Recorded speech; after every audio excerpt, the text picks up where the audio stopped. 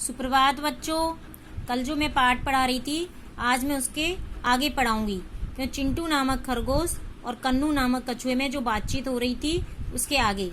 चिंटू बोला दौड़ का रास्ता मैं बताऊंगा। तो कन्नू बोला ठीक है बता लेना। कहकर चिंटू हंसी के मारे लोटपोट हो गया। अगले दिन कन्नू ने कहा दौड़ यहाँ से बगुलों के घर तक, फिर तालाब के दूसरी तरफ बड़े पत्थर तक की है। दौड़ कहाँ से कहाँ तक रखेंगे? बगुलों के घर तक, यानी फिर तालाब के दूसरी तरफ जो बड़े पत्थर हैं वहां तक होगी। अगले दिन किसने कहा? कन्नू ने।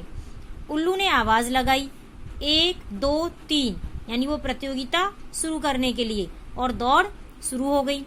बगुलों के घर तक पहुंचकर चिंटू ने देखा कि कन्नू काफी पीछे था। चिंटू जो खरगोश था वो तो बगुलों के घर तक पहुंच गया। जब उसने क्या देखा कि जो कन्नू नाम का कछुआ है वो काफी पीछे रह गया है और वह तालाब के किनारे किनारे चलने लगा। कन्नू बगुलों के घर तक पहुंचा और तालाब में कूद पड़ा। फिर उसने तैरकर तालाब पार कर लिया। अब जो कन्नू नाम का कछुआ था वो बगुलों के घर तक तो पहुंच गया और तालाब के अंदर कूद गया और उसने तैर करके उस तालाब को पार कर लिया। और चिंटू खरगोश जो था वो अभी तालाब के दूसरी तरफ ही था।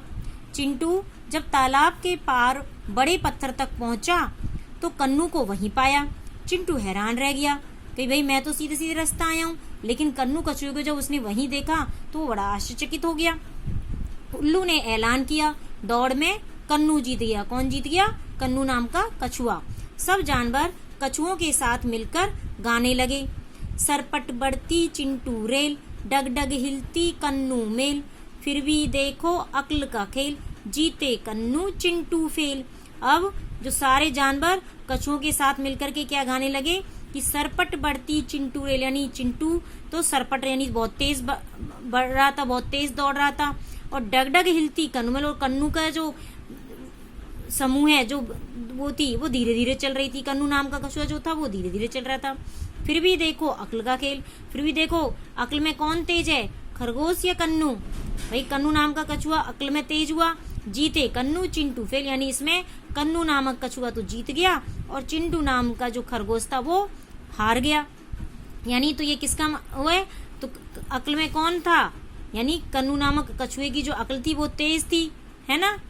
तो बच्चों इसके कुछ शब्द हैं: कछुआ, उल्लू, परिवार, पत्थर, गुस्सा, गर्दन, तुम्हारा, बगुले, हैरान, इकट्ठा। तो यहाँ तक आपको पाठ समझ में आ गया होगा। धन्यवाद।